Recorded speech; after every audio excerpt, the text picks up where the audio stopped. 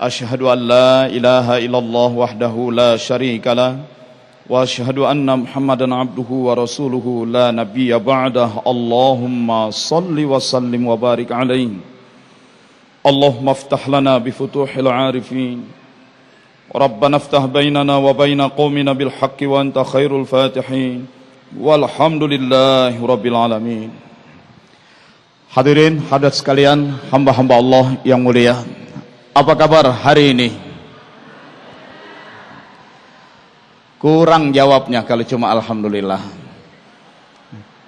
Kalau ditanya apa kabar hari ini, cuma jawab alhamdulillah, itu jawaban orang yang rezekinya pas-pasan itu. Ya. Allah sudah limpahkan kita rezeki sangat banyak, nikmatnya banyak. Pertama, diberikan nikmat kehidupan. Ada mayat yang hadir di sini? Nggak ada ya, hidup semua, alhamdulillah. Yang kedua, nikmat kesehatan. Ya, masih enak makan. Sariawan aja susah makan. Yang ketiga, nikmat kecerdasan. Alhamdulillah. Bayangkan kalau ada, mudah-mudahan nggak pernah terjadilah kalau ada yang gila aja kita di sini. Ya, masih sehat semua, sehat intelektual. Ya. Yang keempat, diberikan kepada kita nikmat sanak famili, keluarga yang saling menyenangkan. Ngelihat cucu, ngelihat keponakan lari sana sini, senang kita. Yang kelima, nikmat diberi kawan kerabat yang saling mengingatkan. Ngaji yuk, ngaji. Ikut pengajian Isra Mi'raj. Kita diingatkan oleh kawan supaya taubat terus. Yang keenam, nikmat diberikan pekerjaan yang membanggakan. Orang yang namanya nganggur di mana-mana itu hina, tapi kita masih punya pekerjaan. Kalaupun ditanya apa kerja di Jakarta, dagang goreng pisang, itu masih punya pekerjaan, masih bangga kita. Yang ketujuh, diberikan kepada kita nikmat penghasilan yang mencukupkan. Ibu, bapak, penghasilan cukup? Cukup. Masih bisa makan hari ini ya. Kalau sampai hari ini nggak bisa makan, itu namanya sudah jadi mustahik, nanti berhak dapat zakatul fitri itu. Yang kedelapan, diberikan nikmat kepada kita hidayah iman. Bayangkan kalau hari ini kita jadi kafir semua, nauzubillah min dzalik ya. Paling tidak nikmat yang kita peroleh itu 8, apalagi yang mau dihitung banyak. Wa in ta'uddu ni'matallah, kalau saja kamu coba hitung nikmat-nikmat Allah, tentu soha, kamu tidak akan bisa menghitungnya. Jadi Bapak Ibu sadarilah, kita diberi nikmat sangat banyak oleh Allah. Makanya kalau ditanya, apa kabar hari ini? Jawabnya dengan penuh syukur. Ekspresikan terima kasih yang kuat. Apa kabar hari ini? Jawab, alhamdulillah, dahsyat, luar biasa. Nah, itu namanya syukur ya. Apa kabar hari ini? Alhamdulillah baik. Nah, ini orang rezeki pas-pasan ini. Udah rezeki pas-pasan, nggak ada syukurnya lagi ya. Marilah bersyukur. Saya tanya, apa kabar hari ini? Jawab yang semangat, alhamdulillah, dahsyat, luar biasa. Kita bersyukur banget ke Allah ya. Sekali aja ya, kita tes yang semangat. Bapak Ibu sekalian, apa kabar hari ini?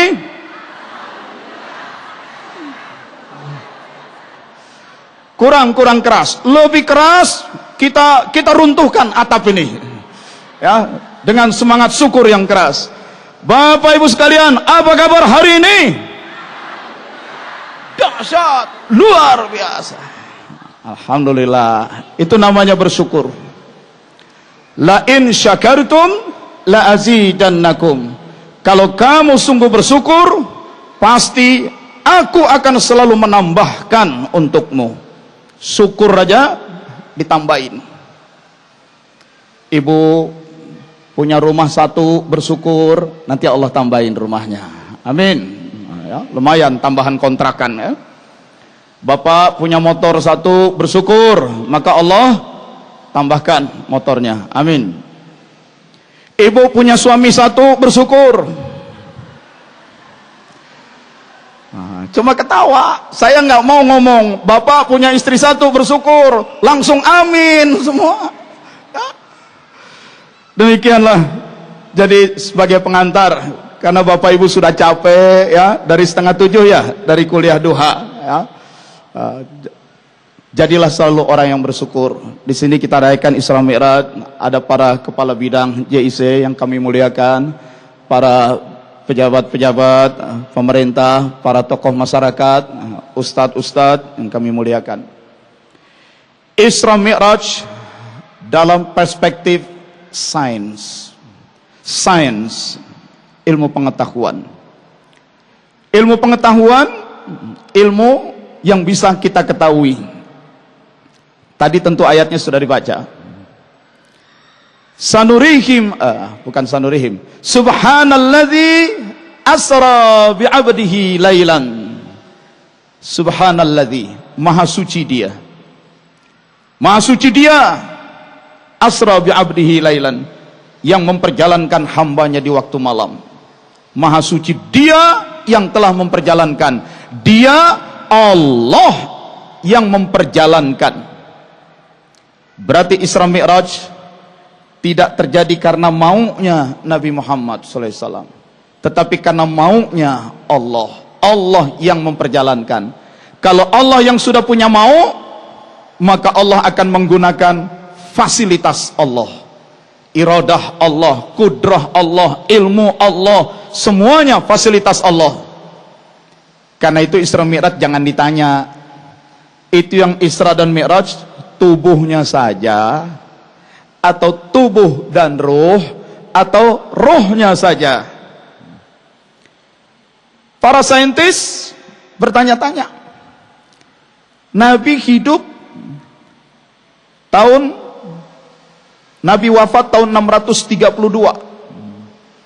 Mi'raj itu kira-kira 13 tahun sebelum Nabi wafat. Jadi tahun 619. Para saintis bertanya, apa iya di tahun 619 sudah ada teknologi transportasi yang bisa membuat orang berpindah dari Makkah, Masjidil Haram, ke Baitul Maqdis dalam waktu singkat? Apa iya sudah ada alat transportasi? Ini pertanyaan saintis yang positivis. Belum ada. Sebab ditemukannya teknologi pesawat terbang baru abad lalu. Ditemukannya teknologi mesin uap baru abad lalu. Hati-hati. Maha suci dia yang memperjalankan hambanya. Kalau sudah dia punya mau, nggak perlu lagi alat transportasi. Mau ruhnya saja, mau jasad dan ruhnya, Allah bisa lakukan. Siapa yang pernah ke Candi Borobudur di Jawa Tengah? Ada? Berapa besar batunya? Satu batu berapa besar? Berapa berat? Berapa tinggi? Bagaimana mengangkat batu-batu itu ke tempat yang tinggi? Lihat gedung sebelah ya, yang sedang dibangun. Untuk mengangkat besi ada kren, derek yang tinggi.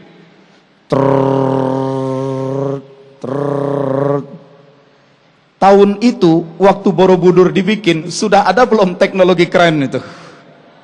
Lalu bagaimana ngangkat batu ke tempat yang tinggi itu? Itu Borobudur selesai tahun 825. Pakai teknologi apa? Begitu juga kalau kita pergi ke Mesir, bagaimana mereka membuat piramida? Begitu juga ketika kita pergi ke Amerika Latin, sisa-sisa peradaban suku Indian Maya, bagaimana mereka bisa membuat kota di lereng gunung yang begitu tinggi. Orang sering lupa bahwa yang namanya manusia, watilkal ayyam nudawiluha bainan nas, dan hari-hari itu hari-hari kejayaan juga hari-hari kehancuran, nudawiluha, kami pergilirkan di antara manusia. Kadang manusia, suatu bangsa mengalami kejayaan, kadang dia mengalami kehancuran. Amerika yang kemarin begitu berjaya, Eropa yang begitu berjaya, sekarang mereka sedang bersiap hancur. Kemarin saya lihat, karena saya senang mempelajari ekonomi, bank di seluruh dunia yang paling bagus saat ini yang mana? 50 bank terbaik di dunia, itu bank-bank di Asia semua. Bank Eropa di Amerika lagi hancur semua. Bagaimana dengan ekonomi? Sekarang Eropa lagi hancur. Kemarin mereka berjaya, tapi sekarang mereka menukik. Begitu juga teknologi. Kita menyangka teknologi yang modern, yang sekarang, bisa jadi dulu sudah ada teknologi lain yang lebih modern. Tapi kemudian terjadi ledakan gunung berapi, terjadi gempa bumi, terjadi tsunami, maka bangsa-bangsa dengan teknologi yang maju kemudian dihantam, terbenam mereka semua. Dihantam gelombang, dihantam letusan gunung berapi, mereka terpendam. Lalu muncul nanti di atasnya manusia baru yang primitif. Si manusia primitif berkembang, muncullah teknologi baru. Begitu mereka menggali, digali, ternyata di bawah ditemukan lagi, dulu pun sudah pernah ada teknologi maju pada bangsa-bangsa itu. Nah, di sini ada faktor kedua, yaitu faktor waktu. Waktu yang sering kali kita anggap lengah. Perjalanan Isra Mi'raj Nabi itu perjalanan lintas ruang, lintas waktu, lintas dimensi. Contoh lintas waktu, Jibril membawaku terbang dari Masjidil Haram, dibawa terbang, turun di satu tempat. Aku disuruh sholat, aku pun sholat 2 rakaat. Selesai sholat aku bertanya, kenapa harus sholat di sini? Jibril katakan, "Shallaita bi Thayyibah wa ilaihal muhajarah." Kamu baru saja sholat di Thayyibah, dan ke tempat inilah kamu bakal hijrah nanti. Apa yang akan terjadi bahwa Nabi akan hijrah sudah diberitahu. Hijrahnya akan datang di masa datang, tapi sudah diberitahu, ke tempat inilah kamu bakal hijrah. Jibril membawaku terbang lagi dengan burak. Hadisnya sahih nih. Turun lagi, aku disuruh sholat. Aku sholat 2 rakaat. Kenapa sholat di sini? Kata Nabi. Jibril katakan, "Shallaita bi Tur Sina haitsu kalamallah Musa alaihi salam." Kamu baru saja sholat di Bukit Sinai. Di tempat inilah dulu Allah berbicara langsung dengan Nabi Musa. Nabi Musa menjalani gemblengan, disuruh naik ke atas gunung. Gunung yang begitu tinggi sampai puncaknya menembus awan. Maka Nabi Musa di atas awan 30 hari 30 malam, siangnya puasa, malamnya qiyamul lail. Selesai 30 hari 30 malam, Allah perintahkan tambah 10 hari 10 malam lagi, jadi 40. Maka ada tradisi khalwat, tradisi suluk, tradisi bertapa, meditasi 40 hari 40 malam. Terutama di kalangan tarekat, itu masih ada tradisi suluk khalwat 40 hari. Itu tradisi Nabi Musa. Kenapa sampai dikatakan kalau kamu bisa sholat tahajud 40 malam berturut-turut, akan terbuka hijab hikmah. 40 malam berturut-turut sholat tahajud, terbuka pintu hikmah. Anda akan memahami hal-hal yang Anda tidak faham. Disitulah Nabi Musa. Lalu aku dibawa terbang lagi oleh Jibril, turun lagi, disuruh sholat. Aku pun sholat. Kenapa sholat di sini? Sholaita bi baiti laham. Kamu baru saja sholat di baiti laham. Baiti laham, Bethlehem.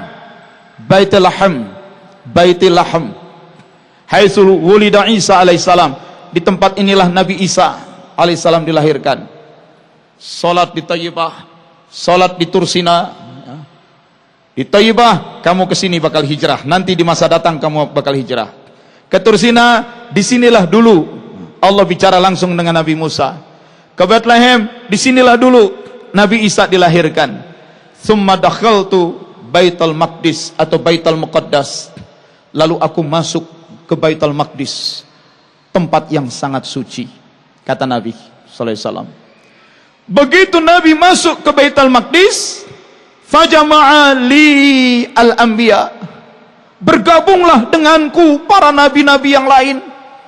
Aku masuk ke Baitul Maqdis, nabi-nabi lain pada datang bergabung. Pertanyaan, bukankah nabi-nabi sudah pada mati? Bukankah Nabi Muhammad sallallahu alaihi wasallam khataman nabiyyin, nabi yang penutup, nabi terakhir, dan nabi-nabi sebelumnya sudah pada mati? Yang mati bashar. Tubuh kita ini dalam Quran disebut bashar. Surat Shad ayat 71. Inni khaliqum basharam min tin. Sesungguhnya akulah pencipta bashar, pencipta tubuh, pencipta badan dari tanah. Fa idza sawaituhu, kalau sudah kusempurnakan itu bashar, itu tubuh, wa nafakhtu fihi min ruhi, lalu kutiupkan ke dalamnya sebagian dari rohku. Roh ditiupkan. Bashar dicipta dari tanah. Bashar mati, tubuh mati, ruh dikeluarkan.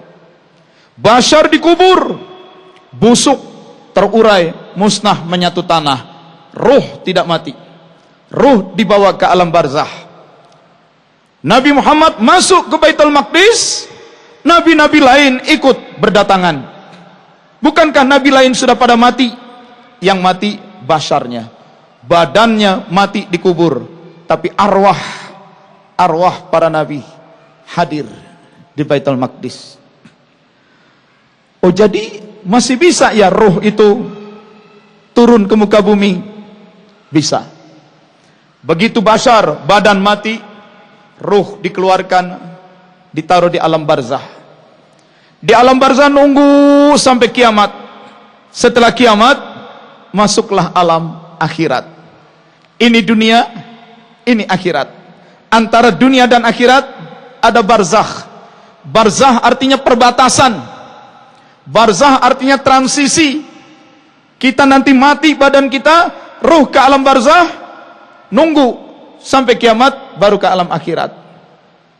Orang tua kita, kakek nenek kita, keluarga kita yang pada mati basharnya, saya sebut mati, jangan dilihat pakai bahasa Indonesia ya.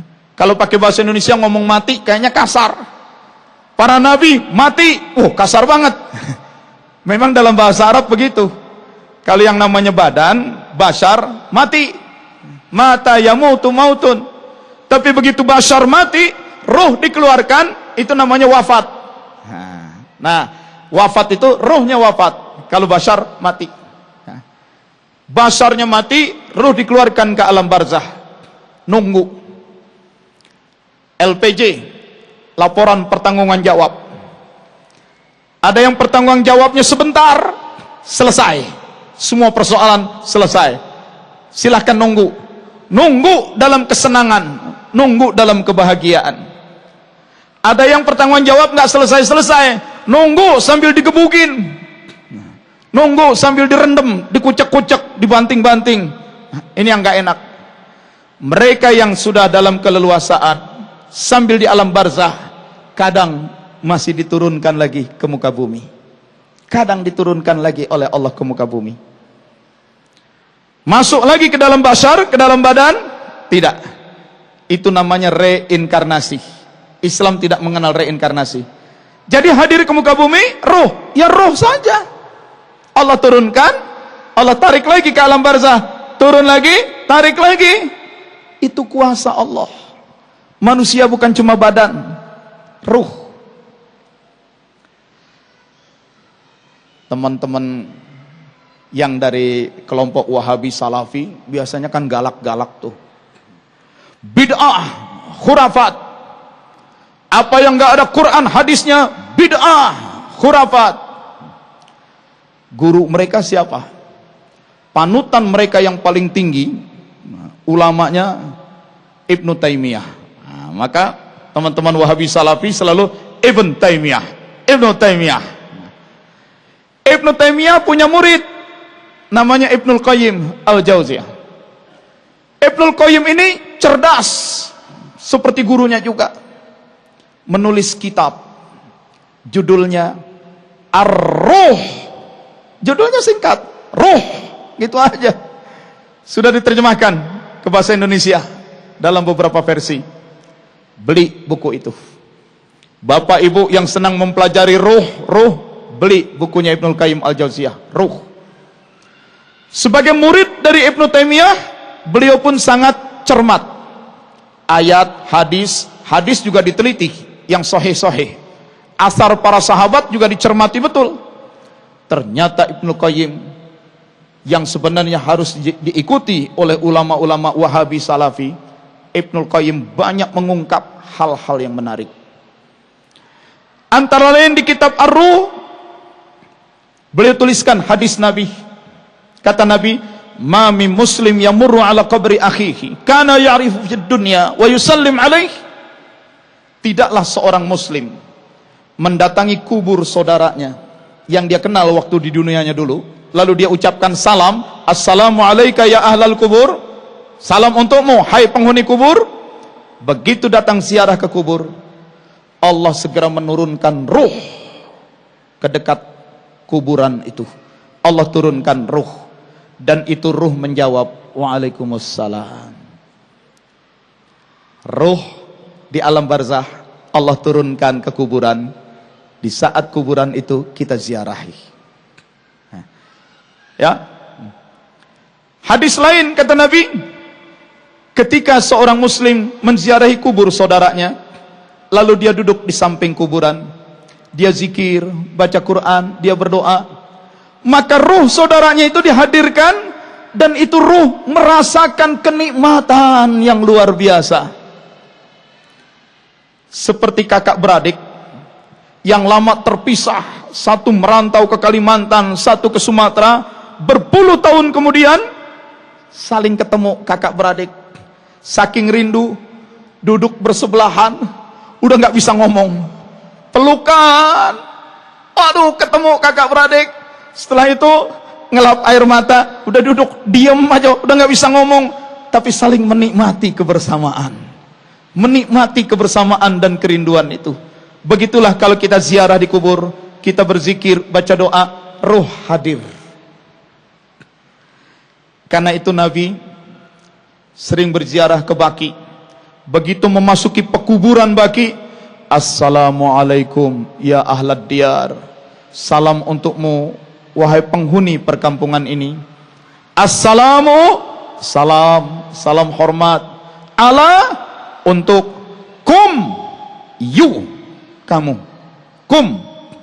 Nabi tidak gunakan him. Nabi tidak bilang assalamualaihim, salam untuk mereka entah di mana, gaib. Tapi Nabi gunakan assalamualaikum, salam untukmu, kamu, karena Nabi melihat kehadiran ruh di pekuburan Baqi saat Nabi menziarahinya. Saya saja kalau lagi jalan di mana pas melintas pinggir kuburan, assalamualaikum ya ahlad diyar. Lihat, assalamualaikum, saya baca Fatihah untuk semua penghuni kubur. Itu ya. Nah, jadi ketika Nabi masuk ke Baitul Maqdis, datanglah nabi-nabi lain bergabung denganku. Bukankah nabi-nabi lain sudah pada mati? Yang mati bashar, arwah dihadirkan. Bagaimana hadirnya ruh di muka bumi? Dalam tinjauan sains tidak bisa jawab. Sains tidak bisa menjelaskan. Sebab pasca Renaissance, yang disebut sains, segala sesuatu yang disusun berdasarkan fakta-fakta yang terukur secara empirik. Ada fakta yang bisa diukur tingginya, beratnya, berat jenisnya, frekuensinya. Sedangkan ruh tidak bisa diukur secara empirik, tapi ruh hadir. Itu. Setelah lalu kami sholat, fa'ammahum fi mahallatihim wa darihim, dan aku mengimami mereka, kata Nabi Muhammad SAW. Kenapa Nabi Muhammad yang jadi imam? Kenapa nabi-nabi lain ruh-ruhnya jadi makmum di belakang? Kok Nabi Muhammad yang jadi imam? Bukankah yang lain itu nabi-nabi senior? Apa arti senior? Senior itu artinya yang duluan, yang lebih tinggi. Senior apanya? Memang Nabi Adam diturunkan duluan ke bumi, senior. Nabi Hud, Nabi Musa, Nabi Idris diturunkan ke muka bumi duluan, senior. Nabi Muhammad diturunkan belakangan. Betul, Nabi lain senior karena diturunkan duluan. Tapi lihat rohnya di alam lahut sana. Ketika dulu mula-mula Allah mencipta manusia, mencipta roh. Roh siapa yang paling pertama dicipta? Yang paling pertama dicipta adalah ruh Nabi Muhammad SAW. Baru dicipta roh-roh yang lain, lalu roh-roh yang lain, lalu roh-roh yang lain. Diturunkan ke muka bumi duluan, tetapi ruh yang paling mulia, ruh Muhammad SAW. Maka begitu masuk Baitul Maqdis, Nabi yang lain di belakang, Nabi Muhammad yang di depan. Ini dimensi rohaniyah.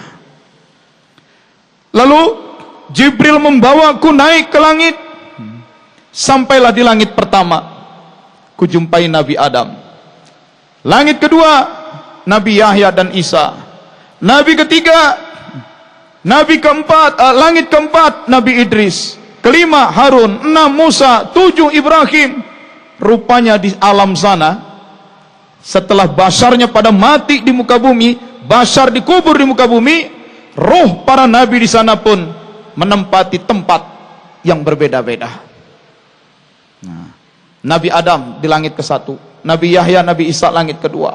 Terus yang langit ketiga nih yang saya lupa. Langit keempat Nabi Idris, kelima Nabi Harun, 6 Musa, 7 Nabi Ibrahim. Ya. Sampai di langit ke-7, Jibril berkata kepadaku, "Hai Muhammad, naik lagi kamu." Naik sendiri.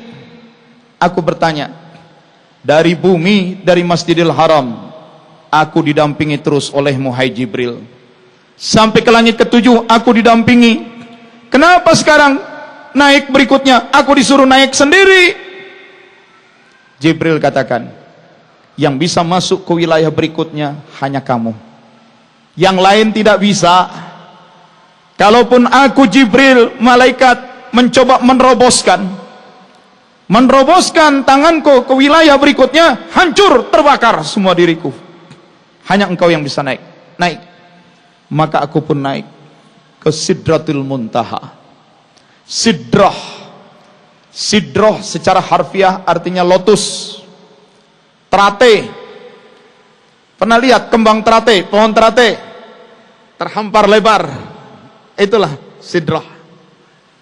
Dalam bahasa teknis, dalam arti teknis, sidrah itu hamparan, platform, anjungan. Kalau kita ke tengah laut, itu ada pemboran minyak yang di tengah laut, itu dia ada platformnya, ada hamparannya.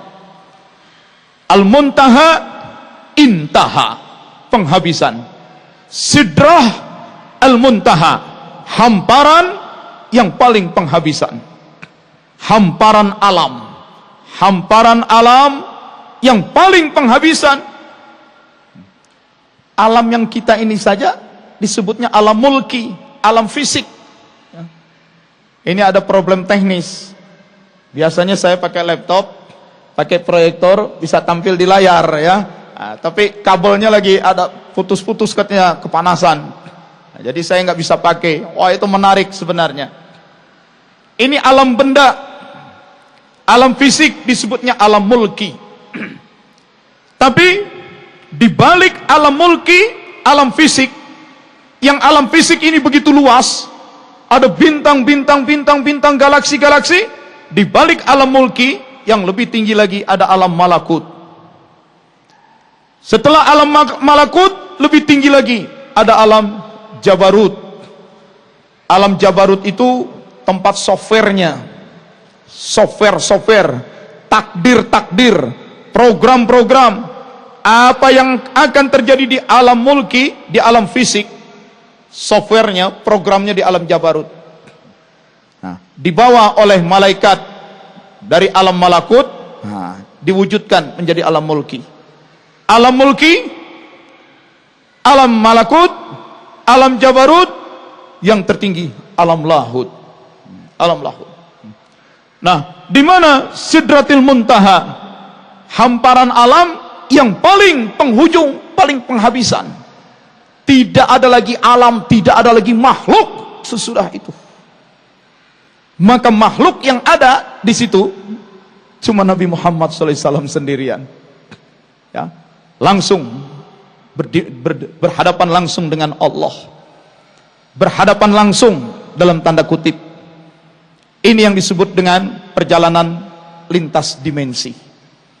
Jadi Isra Mi'raj itu bisa lintas ruang dari satu tempat, dari satu ruang ke ruang-ruang yang lain, dari Masjidil Haram ke Thayyibah, ke Tursina, ke Bethlehem, ya, ke Baitul Maqdis. Itu perpindahan tempat. Juga ada perpindahan waktu. Berpindah ke masa lalu, berpindah ke masa lalu. Berpindah ke masa datang, ke masa yang akan datang. Bayangkan, sampai nanti setelah selesai, Rasulullah SAW panggil Bilal, muazin. Biasanya kalau menjelang subuh, Bilal udah pergi ke pancoran air, ke mata air. Selesai berwudu, Bilal jalan menuju masjid, pakai bakyak, pakai terompah. Nah, jalannya di pasir, bakyak, trompa di pasir, bunyi kresek, kresek, kresek, kresek. Nabi tidur di kamarnya, tidurnya Nabi nggak pakai spring bed. Nabi tidur di pasir, tidurnya Nabi begini. Ini pasir, ini kuping, empel. Di luar sana orang jalan, nginjek tanah, nginjek pasir, bresek, bresek, bresek. Kedengeran oleh Nabi. Karena getaran itu sampai ke dalam kamar. Bilal tuh. Bilal udah habis wudu. Bresek, bresek, bresek orang injek pasir. Sebentar lagi Bilal azan nih, subuh. Maka kata Nabi, Bilal, sebenarnya kamu ibadah apa yang kamu lakukan? Kenapa ya Rasulullah? Waktu aku mencapai Sidratil Muntaha, dalam perjalanan menuju dan pulang Sidratil Muntaha, aku melintasi sorga. Dan di kebun-kebun sorga itu, aku sudah mendengar suara bakyak kamu, suara terompahmu, kresek, kresek, kresek. Aku jadi tahu, oh Bilal di sini tempatnya, Bilal di sorga. Begitu aku turun lagi ke bumi, kamu masih ada di bumi. Tapi kenapa suara bakyakmu sudah ada kedengaran di sana? Apa yang paling kamu lakukan? Paling banyak kamu lakukan? Biasa-biasa aja ya Rasulullah. Aku kan cuma bekas budak, mantan budak, hitam, negro, keling. Apalah artinya bekas budak yang hitam begini? Apa istimewanya? Kalau nggak istimewa, bagaimana mungkin kamu di sini? Suara langkahmu sudah ada di sorga. Apa? Ya paling kalau dibilang lain dari yang lain, aku biasakan kalau habis wudu, aku sholat 2 rakaat. Kenapa sholat 2 rakaat sesudah wudu? Sebab di saat kita berwudu, cuci tangan, rontok semua dosa-dosa tangan. Begitu kumur, bersihkan hidung, basuh muka, rontok semua dosa yang dibikin oleh muka, mata, hidung, mulut. Begitu cuci tangan, rontok. Ternyata dengan berwudu kita membersihkan. Bukan saja badan dibersihkan, kita bersihkan diri kita, roh kita dari kotoran-kotoran dosa. Syukur masih sempat membersihkan diri. Dengan berwudu bersih semua dosa, syukur masih sempat membersihkan diri. Karena syukur aku lakukan sholat 2 rakaat. Itulah yang orang sebut sholat sunat, syukrul wudu. Bersyukur masih sempat berwudu, bersyukur masih sempat membersihkan diri sholat. Sahabat yang lain tidak lakukan, ya. Nabi tidak melakukan juga sebelum-sebelumnya. Kalau Nabi lakukan, yang lain ngikut. Ini Bilal sendiri yang melakukan, barulah nanti yang lain pada ngikut. Jadi bisa saja sholat itu muncul karena contoh dari sahabat. Sebagaimana azan, sahabat Nabi bertanya, orang Yahudi kalau dia mau sembahyang, dia pukul tetabuhan, manggil orang. Orang Kristen bunyiin lonceng. Kita manggil orang buat sembahyang pakai apa ya Rasulullah? Nabi diem, pakai apa ya? Besoknya ada yang datang, ya Rasulullah, semalam aku mimpi teriak-teriak manggil orang untuk sholat. Teriaknya gimana? Allahu Akbar, Allahu Akbar, asyhadu an la ilaha illallah, asyhadu anna Rasulullah. Terus sambung, hayya 'alas shalah. Oh begitu, teriak manggil orang sholat. Gak lama datang lagi sahabat Nabi, ya Rasulullah, semalam aku mimpi manggil orang sholat. Teriak-teriak gimana? Allahu Akbar. Loh kok sama? Orangnya beda, mimpinya bareng. Ya sudah, panggil orang sholat dengan panggilan itu. Jadi datangnya azan itu tidak melalui Nabi, melalui sahabat. Itu tuntunan ajaran azan melalui sahabat, divalidasi, dibenarkan oleh Nabi. Salat syukrul wudu itu tradisinya Bilal. Bilal yang melakukan, yang lain nggak melakukan. Tapi Nabi tahu, Nabi membenarkan, maka jadilah dia ibadah juga yang orang melakukannya. Nah, pertanyaan, Bilal masih jalan di muka bumi, suara langkahnya sudah terdengar di surga. Ini yang disebut alam paralel. Dalam dunia sains, sekarang pun orang semakin bisa menerima adanya alam paralel. Di alam fisik, alam mulki, badan kita hadir, bergerak ke sana kemari. Tapi sebenarnya ketika saya bergerak ke sini, sudah ada rencana belum saya mau bergerak ke sana kemari?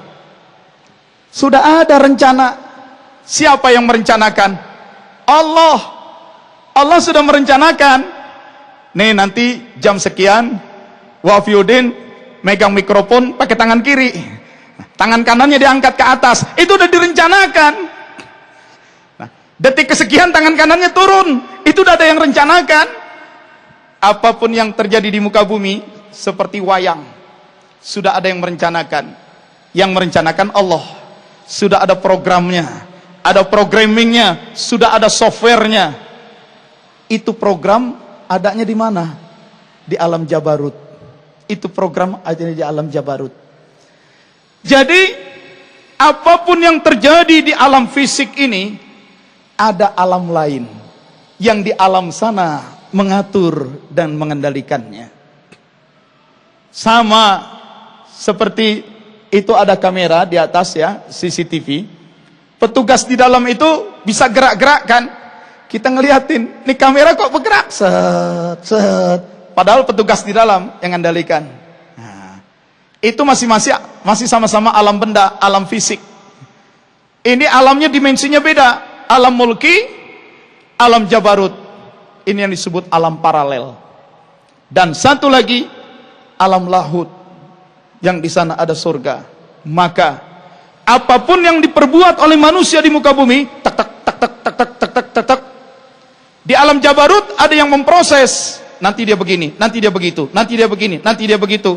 Dan di alam lain ada lagi yang memproses ganjaran. Ganjaran. Nabi pulang ke rumah, istrinya bilang, tadi putrimu Fatimah mencari-cari engkau ya Rasulullah. Oh ya. Nabi keluar rumah, datang ke rumah Fatimah. Hai putriku, katanya kamu nyari-nyari aku. Iya, ada apa? Kata Fatimah, ayah, lihat nih tanganku. Sebagian kulitnya udah pada tebel, putih, keras, kapalan. Kenapa kapalan? Sebagai seorang istri, tiap hari aku harus menggiling gandum. Pakai batu yang kasar, bentuknya silinder. Di bawahnya batu datar, kayak talenan. Gandum digiling, supaya halus jadi tepung. Lalu nanti dikasih air, kasih ragi, ngembang, dibakar jadi roti. Aku istri, harus menyiapkan makanan buat suamiku, buat anakku. Kita baru menang perang. Karena menang perang, dapat budak yang ditawan. Pasukan musuh yang ditawan jadi budak. Itu tawanan dibagi-bagi kepada orang lain. Anakmu sendiri nggak kebagian. Kalau saja aku dapat tawanan, dapat budak, itu budak yang kujadikan pembantu rumah, giling gandum. Aku nggak capek-capek lagi giling gandum. Nabi tahu, oh rupanya kamu datang ke rumahku minta jatah budak ya, hanya karena kecapean giling gandum. Capek ya giling gandum? Mana batu penggilingmu? Pegang oleh Nabi. Itu batu penggiling berputar sendiri. Mana gandummu? Nabi tuang tuh gandum, digiling terus. Fatimah, lihat, ini batu sudah berkata kepadaku, kalau saja aku mau, kalau saja aku menghendaki, batu ini bersedia berputar terus sampai kiamat. Maka engkau dan anak cucumu semua tidak akan lagi capek-capek menggiling gandum. Tapi ingat, hai Fatimah, ketika seorang istri bekerja menyiapkan makan untuk keluarganya, setiap tetes peluh yang keluar dari pori-porinya langsung membuahkan pahala di surga. Langsung terbentuk kebajikan, terbentuk keindahan di sana. Alam paralel. Yang di muka bumi bekerja, di sana langsung Lalu apa kata Fatimah? Kalau begitu hentikan. Stop itu ya Rasul. Biarlah aku kerja lagi. Biar aku giling lagi. Biar aku berkeringat lagi. Karena apapun kebajikan yang kubuat di sana, di jannah, di surga, lalu ada alam paralel. Alam paralel. Alam bukan cuma yang kita lihat ini saja. Ada alam Jabarut, ada alam jannah, alam lahut. Dan ada orang-orang yang di muka bumi tidak dikenal. Di muka bumi dia pergi kemana kemari, nggak dikenal. Orang nggak ada yang tahu. Dia bukan selebritis, dia bukan politisi, dia bukan ustadz yang ngetop. Di muka bumi dia tidak dikenal. Tapi di langit dia masyhur, terkenal, suaranya, namanya, perbuatannya sudah membuat malaikat-malaikat berdecak kagum. Ini orang hebat, ini orang hebat. Dalam hadis dikisahkan, malaikat bertanya-tanya, ada orang yang masih di muka bumi, tapi di sisi Allah pahalanya terus numpuk. Israel penasaran, malaikat pencabut ruh, ya Allah, ini orang masih di bumi, tapi di sisimu pahala terus bertumpuk. Apa kerja orang ini? Izinkan aku datang kepada dia, melihat dia. Allah bilang, kamu Israel pencabut ruh. Ntar kamu datang ke situ, kamu cabut lagi ruhnya. Belum waktunya. Ya kalau belum waktunya nggak aku cabut. Aku hanya ingin lihat apa sih kerja nih orang. Oke, jangan cabut ruh ya. Tidak. Israel turun. Siapakah orang itu? Idris, Nabi Idris. Siang hari bekerja, bertani, menghasilkan panen, panennya berlimpah, dia bagi-bagi makan orang miskin. Siang bekerja, begitu malam salat yang khusyuk, sujud menangis, zikrullah merintih.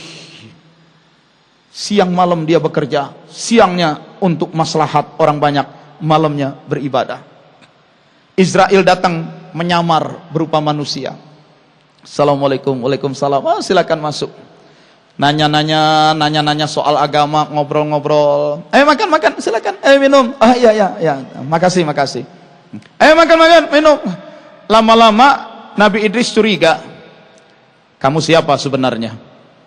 Saya udah lapar dari tadi, kamu disuruh makan, enggak juga. Kayaknya kamu enggak makan nih, enggak minum. Siapa kamu sebenarnya? Kamu bukan manusia nih. Ngaku, kepergok juga. Aku emang Israel, malaikat pencabut ruh. Kata Nabi Idris, akhirnya kamu datang juga ya. Silakan, lakukan sekarang juga. Begitulah orang kalau cinta Allah. Ketemu Israel, sekarang juga, lakukan. Karena kematian adalah pintu gerbang yang akan mempertemukan kita dengan Allah. Kita ketemu Israel, ntar dulu. Pilkada bentar lagi, entar dulu dong. Siapa tahu saya menang katanya. Itu kan kalau menang terus kamu panggil mati sebagai gubernur Taman Makam Kalibata. Itu. Nah, sekarang cabut ruhku. Tidak, hai Idris. Justru itu aku yang tidak diizinkan melakukannya. Lakukan aja. Kalau emang belum ada izin, cabut aja, keluarin, terus masukin lagi. Kenapa kamu minta buru-buru begitu? Kata Idris, aku ingin betul merasakan yang namanya sakratul maut. Bagaimana rasanya sakratul maut? Aku pengen rasakan supaya tambah yakin, supaya lebih semangat beribadah, beramal soleh. Lakukan aja. Harus minta izin dulu ke Allah. Ya silakan, minta izin. Dapat izin, turun lagi. Israel cabut ruh Idris, keluarkan. Masukin lagi. Lalu tanya, wahai kawanku, wahai sahabatku, bagaimana rasanya sakratul maut? Rasanya bagaikan 1000 kali dikuliti hidup-hidup. Ini kulit dikelupas. Pernah kan ngelihat waktu Idul Korban di JIC, setelah disembelih kulit kambing dikelupas.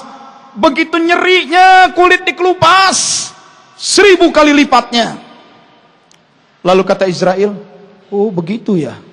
Padahal untukmu, wahai sahabatku, sudah kugunakan cara yang paling lemah lembut. Lemah lembut aja begitu. Apalagi kita, nauzubillah min dzalik. Jadi Nabi Idris cuma bagi-bagi makanan, mengajar, malamnya tahajud, nggak dikenal. Nabi-nabi zaman dulu kan Nabi hanya untuk kaumnya.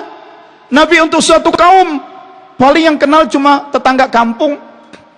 Waktu Nabi Idris hidup, di muka bumi yang lain, ada raja-raja, penguasa-penguasa yang masyhur, penguasa terkenal. Di muka bumi, raja itu masyhur, terkenal. Nabi Idris cuma guru ngaji di kampung. Tidak dikenal di muka bumi, tapi namanya masyhur di langit. Ada di antara kita yang nggak dikenal orang. Ya. Dia keluar masuk juga dari masjid ini nggak ditegur orang, tapi rupanya dia kalau jam 2 malam dia udah bangun, mandi, berwudu, sholat syukrul wudu, tahajud, sholat taubat, istighfar, mohon ampun, berzikir. Dia berdoa, bahkan doanya bukan buat dirinya lagi. Ya Allah, betapa umat ini berada dalam kehancuran moral. Orang tidak tahu lagi mana hak, mana batil, mana halal, mana haram. Ya Allah, betapa para koruptor pun bisa berbangga diri di media massa. Ya Allah, tolonglah umat ini. Dia berdoa bukan dirinya, untuk dirinya. Dia bahkan berdoa untuk semua umat. Subuh, dia sholat subuh. Selesai subuh, dia beresin tuh dagangan. Dia tukang sayur dorong ya. Kunyit yang udah busuk dia patahin, dia buang. Lengkuas apa segala macam, dia nggak mau. Barang baik, barang busuk dicampur-campur buat namandamain berat timbangan, dia nggak mau. Yang busuk emang dia buang. Jalan deh, dorong gerobak sayur, sayur, jalan kaki keliling kampung. Orang lihat dia jalan kaki, yang orang nggak lihat di sininya, setiap langkahnya Allah, Allah, Allah, Allah.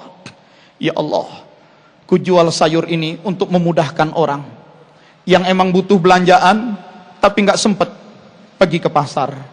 Jadikanlah dagangku ini pelayanan untuk memudahkan orang, untuk membahagiakan orang. Berhenti di depan rumah, sayurnya ditawar oleh si ibu. Bang, ini pepaya berapa?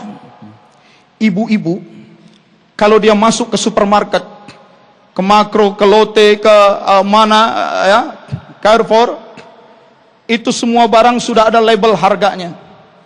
Meskipun itu barang mahal, sama si ibu nggak ditawar. Gengsi, ya, beli barang nawar di supermarket. Tapi begitu belanja sama tukang sayur yang miskin, udah ditawar habis, didedes habis lagi. Ya. Bang, segini nih bang. Yang 5.000 bisa dia tawar jadi 1.500. Udah dikasih nih sayuran asam segulungan 1.500. Bang, melinjoknya tambahin nyomot sendiri, belum dibilang iye. Melinjoknya tambahin bang kacangnya tambahin. Ketika kau ambil sesuatu, orangnya belum ridho, mencuri. Hati-hati. Yang suka nyomot tambahan tukang dagang, kalau belum ada ridhonya. Ya kan nggak apa-apa gimana? Sekarang pada naik kan kolesterol, ya, pada naik kan gula, pada naik kan encok. Itulah karena ada yang haram masuk. Itu hati-hati. Itu. Makanya hati-hati, istighfar buru-buru ya. Nggak cukup diobatin melulu, istighfar kalau sakit. Sebab ada sakit yang emang virus, sakit karena emang malfunction, tapi ada sakit karena memang ada dosa. Istighfar. Itu. Saya nggak bilang yang kolesterol berarti dosa semua. Soalnya Pak Hamdan kolesterol juga. Wah. Itu. Jadi itu tukang sayur, tidak masyhur di muka bumi, tapi di langit dia masyhur. Apapun yang kita buat, badan kita berbuat. Tapi di alam Jabarut itu ada program yang mengatur. Dan di alam Lahut ada ganjaran. Kita nggak hidup di satu alam. Dimensi yang berbeda. Dimensi yang berbeda. Karena itu juga sering-sering aja salawat. Allahumma sholli wa sallim ala sayyidina Muhammad. Allahumma sholli. Tanamkan rasa cinta yang kuat kepada Rasulullah. Tanamkan rasa cinta yang kuat kepada Rasulullah. Perbanyak salawat kepada Allah. Insya Allah. Insya Allah. Satu saat Allah izinkan. Begitu kita tidur, ruh kita dikeluarkan dari badan. Dan saat itulah datang ruh Nabi Muhammad menjumpai kita. Oh, itu Rasulullah ya. Itu Rasulullah. Nah. Terus kita balik lagi. Terbangun. Semalam aku mimpi ngelihat Nabi. Pak Ustadz, gimana tuh kalau mimpi ketemu Nabi? Ustadz udah baca di kitabnya. Ada hadisnya. Rasulullah berkata, siapa yang bermimpi berjumpa dengan aku, begitulah aku sesungguhnya. Nah, begitulah aku sesungguhnya. Ada alam paralel, kita di sini ada alam lain, ada alam lain. Saya mau cerita sedikit. Salah satu ulama sufi, waliullah yang cukup dikenal, Abah Anom, Kiai Haji Ahmad Sohibul Wafat Tajul Arifin, pemimpin pesantren Suryalaya. Ntar katanya 1:30 di stasiun TV Metro nih mau ditayangkan sejarah beliau. Abah Anom punya wakil di Jakarta, namanya Kiai Rashid Effendi, udah meninggal. Nah, Kiai Rashid meninggal. Waktu Kiai Rashid mau meninggal di rumah sakit, diperiksa. Saluran udara apa? Tenggorokan apa kerongkongan? Yang depan. Tenggorokan ya, belakang kerongkongan. Kan ada 2 saluran. Dari saluran udara masuk, bercabang ke paru sebelah kanan, paru sebelah kiri. Pas di cabangnya itu ada seperti amandel tumbuh. Kalau dia lagi radang, itu amandelnya membengkak. Saluran udara ketutup. Maka dia nggak bisa napas. Oksigen nggak masuk ke otak. Menggelepar-gelepar dia. Kayak orang kelelep. Nggak dapat oksigen. Susah. Dibawa ke rumah sakit Persahabatan Jakarta Timur dekat rumah saya. Dokter bilang, berat. Gimana? Bisa nggak operasi? Kalau harus operasi, umur di atas 70, resiko tinggi. Dan dioperasi juga belum tentu bisa benar juga. Ya gimana ya? Akhirnya ditaruh lagi ke tempat perawatan. Ketika dia sedang anfal lagi, menggelepar lagi, anak-anaknya nggak tega ngelihat bapaknya menggelepar-gelepar, kesulitan napas. Akhirnya satu anak, sini deh surat izin, saya tanda tangan, saya izinkan dokter operasi bapak saya. Begitu mau ditanda tangan, satu anaknya lagi bilang, jangan dulu, tanya dulu Abah Anom, gurunya bapak, boleh nggak operasi? Ya tanya sana. Dia lari keluar ke halaman, nyari telepon umum, lari keluar. Yang lain ngeliatin bapaknya menggelepar, muka udah biru, gak bisa napas, gak tega ngeliat orang tua kayak begitu. Tanda tangan aja nih. Tiba-tiba si bapak, mukanya jadi merah, napasnya normal lagi. Si anak nanya, Pak, udah enak Pak ya napas? Alhamdulillah. Tadi malaikat datang bawa oksigen. Itu kertas apa? Izin operasi ya, katanya. Si bapak, tuh kertas apa di tanganmu? Izin operasi ya? Jangan. Tadi Abah Anom juga udah datang. Katanya, jangan operasi. Nggak usah operasi. Kaget keluarga. Ya sudah. Akhirnya sudah tenang. Sebagian keluarga keluar kamar. Begitu keluar kamar, yang tadi ke telepon umum baru balik, datang, tergesa-gesa, jalan cepat. Dari jauh dia udah teriak, kata Abah Anom nggak usah operasi, katanya. Nggak usah dioperasi. Anak-anak yang lain senyum. Emang Abah Anom udah datang ke kamar tadi.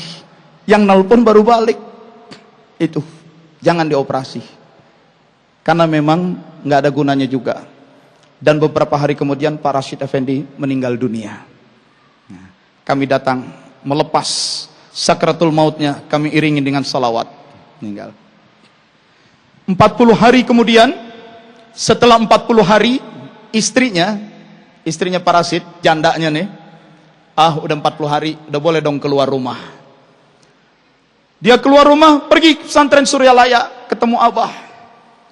Di depan Abah Anom, dia cium tangan. Sebagai istri, dia mengadu, sedih ditinggal suami, nangis sampai sesenggukan. Ngelihat orang perempuan nangis sesenggukan, Abah juga sedih, Abah Anom sedih. Lalu kata Abah Anom, sudah, kamu pergi aja ke rumah Ki Anta. Aki Anta itu, pergi ke rumah Ki Anta sana. Entah kenapa, berarti ada isyarat, pergi. Sampai di rumah Aki Anta ini lebih tua dari Pak Rashid Effendi, berteman tapi lebih tua. Si jandanya ini, Umi, nangis lagi, sesenggukan. Kata Ki Anta, kamu nangis sampai begitu, Aki jadi ikut sedih nih. Supaya kamu lebih tenang, Aki cerita deh. Sebenarnya ini nggak boleh diceritain, Abah Anom bisa marah nih.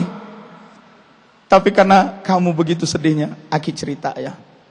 Apa yang diceritain?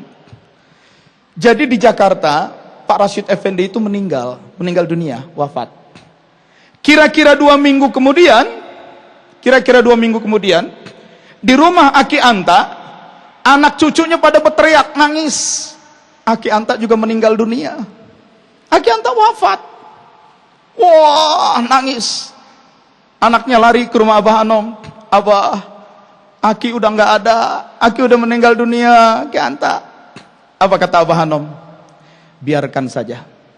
Jangan dimandikan, jangan dikafankan, biarkan. Maka itu mayat dibiarkan geletak. Didifan, ditaruh di ruang tengah rumah. 4 hari 4 malam tuh mayat didiemin. Karena pesan Abah Anom jangan dimandikan, dibiarkan. Itu. Hari keempat bangun lagi itu mayat, hidup. Nah, setelah hari ke-40 istrinya Pak Rasyid Effendi datang ke Aki Anta. Sekarang Aki mau ceritain ya apa yang Aki alami. Jadi waktu Aki disebut meninggal dunia, Aki itu dijemput oleh Abah Sepuh, bapaknya Abah Anom, salah satu waliullah juga. Aki dibawa oleh Abah Anom, Abah Sepuh, jalan ke satu tempat. Rupanya di tempat itu, itulah tempat orang-orang yang biasa berzikir. Kalau hadisnya kita udah sering baca. Di alam sana ada sebuah tempat yang penuh dengan cahaya, cahaya, cahaya. Mereka bukan mujahid, bukan orang-orang mati syahid, tapi mereka orang yang mulia, membuat iri para malaikat. Dan itulah orang yang selalu berzikir, selalu bersilaturahim. Nah, itu hadisnya. Nah, Aki dibawa oleh Abah Sepuh. Itu tempat bagus. Aki jumpai orang-orang yang biasa berzikir di muka bumi, semua bagus penampilannya. Udara di sana segar. Kalau Aki lewat sama Abah Sepuh, yang lain bahkan malaikat nunduk menghormat. Aki ketemu sama Pak Rasyid Effendi. Rasyid, kamu udah lebih muda dari Aki, kamu lebih muda, tapi udah sampai duluan di sini. Enak ya kamu. Pak Rasyid Effendi itu bagus, sehat, senang di sana. Aki pun di sana berhari-hari. Tahu-tahu Aki lagi menikmati, datang Abah Anom. Ki Anta, pulang. Nggak mau, Aki nggak mau pulang. Ini tempat udah enak. Ayo pulang, ditarik. Enggak, jangan dulu. Aki mau minta izin dulu. Tempatnya Abah Sepuh di atas. Aki mau ke atas dulu, minta izin Abah Sepuh. Mau balik dulu. Enggak usah balik. Bawa pulang. Begitu ditarik dibawa pulang oleh Abah Anom, tahu-tahu Aki terbangun. Tek. Ya, kok baju Aki butut lagi? Enggak sama dengan baju yang di sana. Kok rumah Aki jelek begini? Aki Anta meninggal dunia 4 hari 4 malam. Bangun. Dan dia menceritakan, Pak Rasyid Effendi yang selalu berzikir, hidupnya dalam kebahagiaan. Maka engkau hai jandanya, tenanglah. Bukan saja tenang karena suamimu sudah bahagia, kamu pun insya Allah semua orang-orang berzikir akan sampai ke sana. Lalu anaknya cerita, setelah kejadian itu, Aki Anta itu suka diri di depan rumah, depan pintu, ngeliatin. Tuh dia datang tuh. Ngelihat malaikat Israel datang. Aki Anta udah siap-siap. Tuh datang. Mau jemput kali. Dia belok ke tetangga sana. Itu. Sering mergokin. Itu tuh udah datang tuh. Udah mau siap-siap. Belok ke tempat lain. Belok ke tempat lain. Sampai dipanggil. Ayo sekarang. Belum waktunya katanya. Sekarang Ki Antanya udah meninggal. Itu. Beberapa waktu lalu udah meninggal dunia. Alam paralel. Apa yang kita lakukan di sini, di alam sana ada. Peristiwa Isra Mi'raj, lintas dimensi alam, lintas ruang, lintas waktu. Belum lagi kalau saya jelaskan pakai teori cahaya. Kenapa burak, al-buraq, kilat, bagaimana pakai teori cahaya, bagaimana frekuensi cahaya, itu agak sulit kalau saya nggak pakai proyektor menjelaskannya. Lintas cerita, akhirnya kita memang jangan terpaku pada badan. Diri kita cuma bukan badan. Hidup kita bukan cuma di dunia ini saja. Ada alam yang lain. Begitu juga sholat. Sholat bukan cuma badan. Bukan cuma gerak-gerak badan. Tetapi sesungguhnya ada peristiwa rohaniah. Wudu saja itu bukan cuma air kena badan. Ada sesuatu yang menarik di dalamnya. Contoh, pernah nggak ibu-ibu begitu selesai wudu keluar dari kamar mandi malah buang angin, kentut? Pernah? Kadang-kadang kesel juga kita ya. Baru wudu, baru mau pakai mukena, kentut. Jadi harus wudu lagi. Dari tadi ditungguin kagak keluar-keluar. Udah selesai wudu, kentut. Saudara sekalian, memang itu kentut tidak akan keluar kecuali dengan wudu. Itu udara busuk, tapi dia keluar hanya dengan wudu. Mandi nggak keluar. Habis mandi, pakai pakaian, selesai. Nggak keluar. Begitu wudu, sebab begitu wudu, Bismillahirrahmanirrahim. Begitu kita wudu, di situ ada Bismillah, di situ ada niat, di situ terjadi proses ruhaniyah, di situ terjadi proses spiritual. Wudu bukan air kena kulit saja, ada proses batin. Karena itu wudu membersihkan dosa. Cuci tangan pakai sabun, dosa tidak bersih. Tapi berwudu, dosa tangan, dosa muka rontok. Kenapa? Karena wudu bukan sekadar nuangin air, ada niat. Pertama niat, dan yang kedua tata caranya. Tata caranya, syariatnya, prosedurnya itu ajaran Nabi. Ajaran Nabi. Bukan sekadar air kena badan, tapi air kena badan diiringi niat dengan prosedur dan tata cara yang diajarkan Allah, maka dia bermanfaat lahir dan batin. Sering telat makan, masuk angin, sakit perut, sakit mah. Niatkan puasa, aman. Puasa, nggak ada masuk angin, nggak ada sakit perut. Karena soal puasa, ruh, niat. Karena puasa ada syariatnya, tata caranya, tuntunan Allah dan Rasul.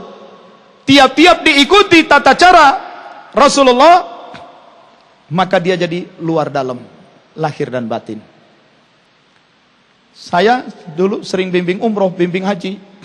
Panas, sering sariawan. Ingat pesan Nabi, sumu tasihu, puasalah kau akan sehat. Maka tiap saya bimbing umroh haji, di sana saya puasa Nabi Daud. Kemarin bimbing umroh sampai ke Turki, subuh 3:30, maghrib 8:30. Kenyang juga itu puasa 17 jam. Puasa, masuk angin, kagak. Itu puasa terus. Justru dengan puasa kita malah jadi bagus badan.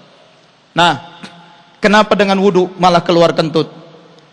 Karena ada niat, karena ada syariat. Niatnya karena Allah, syariatnya syariat Allah kita lakukan, jadi ibadah. Bukan hanya air ketemu badan, dia menjadi proses pembersihan.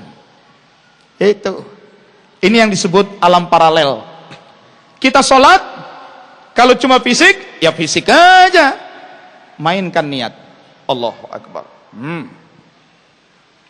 Hidupkan Allah. Rasakan kita sedang menghadap Allah. Rasakan apapun yang kita baca, itulah Allah yang sedang membimbing kita membacakannya. Allahu Akbar, takbir untuk ruku. Rasakan tangan digerakkan oleh Allah. Allahu Akbar. Badannya bergerak di muka bumi. Di alam paralel ada proses lain. Proses lain. Nah, demikian kita bersiap-siap untuk sholat zuhur, ya. Dan sebentar lagi kita akan masuk 1 Ramadan. Ada kemungkinan masuknya 1 Ramadan di Indonesia, orang melakukannya beda hari lagi nih. Ada kemungkinan. Karena itu supaya jangan bingung. Wah, kenapa begini-begini? Jangan heboh. Mestinya kita belajar juga dong pengantar ilmu falak, ya, supaya tahu ilmu falak itu kayak apa, kenapa, apa itu hilal, apa itu badar, bagaimana ru'yatul hilal dan segala macam. Oh, jadi kita tahu kalau besok ada beda hari lagi nggak bingung lagi. Nah, mudah-mudahan nanti. Biasanya menjelang Ramadan JIC bikin. Bisa jadi hari Jumat terakhir kali nanti, ya. Takmir nanti akan siapkan itu, ustadznya selesai sholat Jumat ada deh penjelasan tentang itu. Tahun-tahun lalu kan kita bisa bikin begitu, ya. Kalau itu ada, ibu bapak pada datang ya, belajar ilmu falak supaya nanti kalaupun Ramadan dan Lebaran beda hari nggak bingung lagi. Oh, yang ini begini, yang ini milihnya begini, kita yang mana? Kita pilih berdasarkan ilmu kita. Kita nggak ikut-ikutan, kita nggak jadi gusar dan resah, kita nggak jadi heboh. Kan nggak enak lebaran tapi galau. Kata anak muda sekarang, ya galau. Nah, astaghfirullahaladzim, astaghfirullahaladzim. Allahumma rabbana lakal hamdu wa lakal syukru ya Allah. Iftah lana abwabal khair, waftah lana abwabal khair. Rabbana iftah bainana wa baina qaumina bil haqqi wa anta khairul fatihin. Rabbana anzilna munzalan mubaraka wa anta khairul munzilin. Wa'tasimu bihablillah wa sallallahu alaihi wasallam Muhammadin wa ala alihi wasallam ajmain. Walhamdulillahirabbil alamin. Assalamualaikum warahmatullahi wabarakatuh.